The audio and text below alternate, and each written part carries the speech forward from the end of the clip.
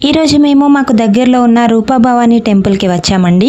ఎందుకు అంటే మా అమ్మాయికి 9 months స్టార్ట్ అయ్యాయండి. 9 months స్టార్ట్ అయిన తర్వాత అమ్మవారి గుడికి పెరుగన్నం కలుపుకొని తీసుకొని ఒక మూటలో కట్టుకొని వెళ్ళి అక్కడికి వెళ్ళాక అమ్మవారికి నైవేద్యం పెట్టి అమ్మవారి సన్నిధిలో పెరుగన్నం కలుపుకొని తెచ్చిన మూటను విప్పుతారండి. ఆ మూటలో ఉన్న అన్నం ఎన్ని భాగాలుగా విడిపోతే అన్ని రోజుల్లో డెలివరీ అవుతుందని నమ్మకం.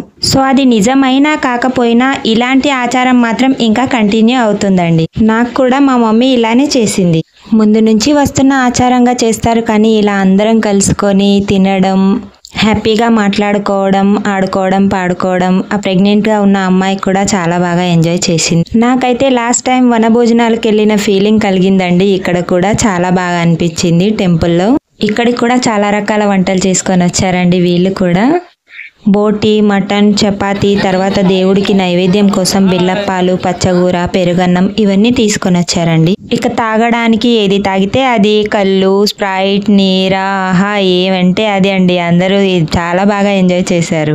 స్నాక్స్ తిన్నాము, స్ప్రైట్ తాగాము. ఆ తర్వాత భోజనాలు కూడా స్టార్ట్ అయిపోయాయి. అందరూ పిల్లలు, పెద్దవాళ్ళు చక్కగా కూర్చున్నారు. అక్కడి వాతావరణం కూడా చాలా బాగుంది.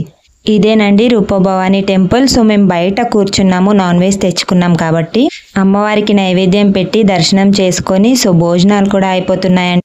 ఏంటో పాతకాలం పద్ధతులే కానీ చాలా బాగుంటాయి. ఇలా ఎంజాయ్ చేయడానికి అందరూ కలిసి పెడతారేమో. తర్వాత ఈ టెంపుల్ గురించి చెప్పాలంటే నవరాత్రుల్లో మాత్రం ఇక్కడ చాలా రష్గా ఉంటుందండి. మేము కూర్చున్న చోటే మొత్తం పోలీస్ బందోబస్తు ఉంటుంది.